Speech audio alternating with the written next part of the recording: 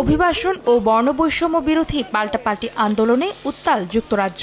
গত 29 জুলাই দেশটির উত্তর পশ্চিমাঞ্চলীয় শহর সাউথ পোর্টে ছুরিকাঘাতে 3 শিশুর মৃত্যুকে কেন্দ্র করে শুরু হয় বিক্ষোভ ও সহিংসতা। ছুরিকাঘাতে জড়িত আটক সন্দেহভাজনকে মুসলিম শরণার্থী হিসেবে অনলাইনে গুজব ছড়ানো হয়। এরপর থেকেই দেশব্যাপী আন্দোলন শুরু হয়।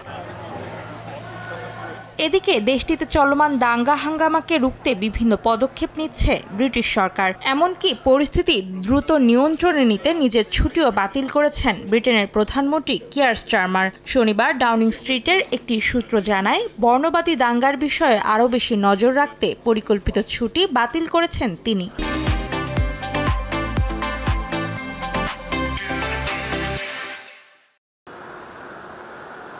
অন্যদিকে সহিংসতা প্রতিরোধে ছুটির দিনেও দায়িত্ব পালন করতে দেখা যায় দেশটির পুলিশ সদস্যদের। শুক্রবার কর্তৃপক্ষ জানায়, সহিংসতায় জড়িত থাকায় এখন পর্যন্ত 741 জনকে আটক করা হয়েছে। এছাড়া 302 জনের বিরুদ্ধে দায়ের করা হয়েছে অভিযোগ। পরবর্তী কয়েক মাস সহিংসতাকারীদের গ্রেফতার অব্যাহত থাকতে পারে বলে জানিয়েছে পুলিশ। এছাড়া বাকিংহাম প্যালেসের এক মুখপাত্র জানান, চলমান সহিংসতাকে রুখে দিয়ে সবাইকে পারস্পরিক শ্রদ্ধা ও বোঝাপড়া বাড়ানোর আহ্বান জানিয়েছেন ব্রিটেনের রাজা তৃতীয় চার্লস।